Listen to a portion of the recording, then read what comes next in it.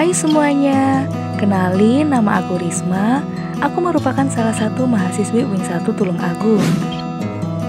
Coba tebak kira-kira aku mau ngapain ya? Bener banget nih, kali ini aku sedang melaksanakan kuliah kerja nyata di Kelurahan Kuto Anyar, Kabupaten Tulung Agung bersama para mahasiswa lainnya.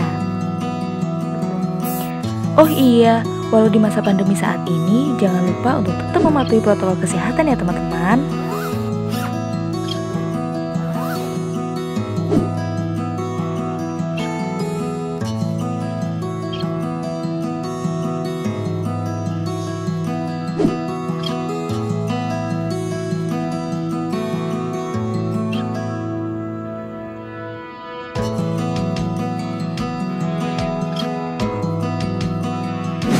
Nah, sekarang mari ikut bersamaku menjelajahi Kuto Anyar bersama potensinya.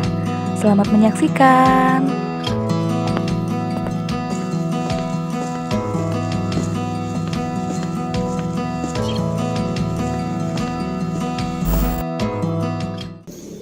Assalamualaikum warahmatullahi wabarakatuh.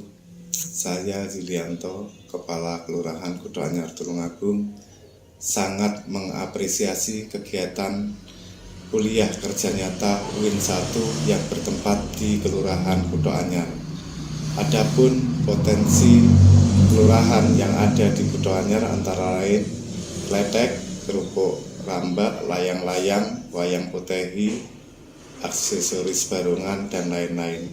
Demikian, wassalamualaikum warahmatullahi wabarakatuh.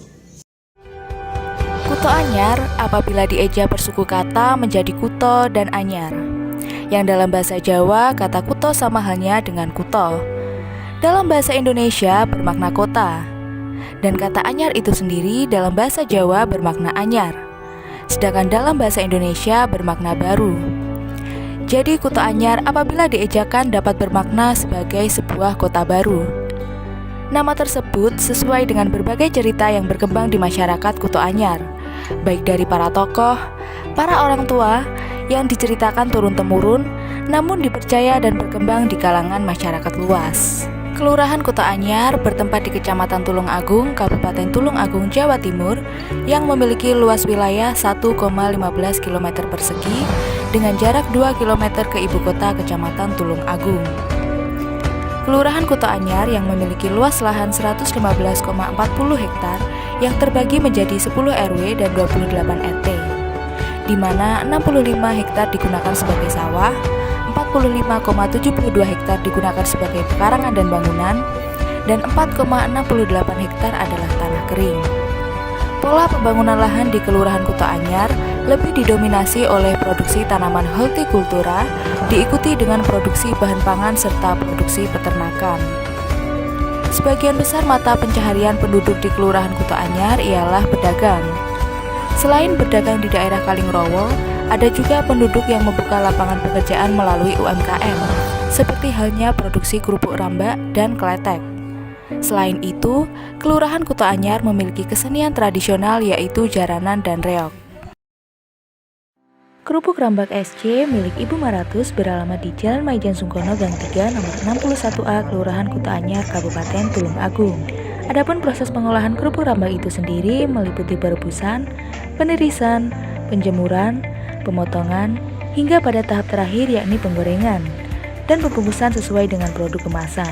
Kemasan kerupuk Rambak SC bervariasi, tersedia kemasan 50 gram sampai 250 gram. Jangkauan pemasaran kerupuk Rambak SC sudah merambah hingga keluar Pulau Jawa. Selanjutnya ada jajanan kletek Arlan milik Ibu Sulis yang beralamat di Jalan Muhammad Yamin nomor 75 Kelurahan Kuto Anyar, Kabupaten Tulung Agung. Proses pembuatan kletek Arlan terdiri dari beberapa tahap, yakni pengupasan, penggilingan, pemerasan, lalu dicampur dengan bumbu dan bahan-bahan pilihan, hingga tahap terakhir yakni penggorengan, lalu siap dikemas dan dipasarkan kepada masyarakat secara luas. Potensi lainnya yang ada di Kelurahan Kuto Anyar yang tidak kalah unik adalah Wayang Potehi. Dimiliki oleh Pak Kuwarto, beralamat di Jalan Maijen Sungkono Gang 6 nomor 15, Kelurahan Kuto Anyar, Kabupaten Tulung Agung. Wayang Potehi merupakan salah satu jenis wayang khas Tionghoa yang berasal dari Tiongkok bagian selatan, dan sekarang telah menjadi salah satu jenis kesenian tradisional yang ada di Indonesia, terutama Kuto Anyar. Pak Kuwarto sendiri tidak hanya memainkan wayang potehi, tetapi beliau juga memiliki usaha pembuatan wayang potehi yang dibantu oleh anaknya. Pengrajin layang-layang.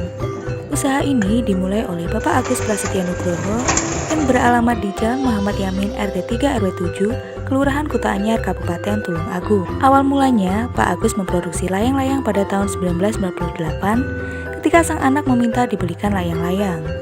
Sedangkan pada masa itu, beliau hanyalah seorang tukang becak, di mana perekonomian belum stabil hingga dibuatkanlah layang-layang sendiri oleh tangan beliau.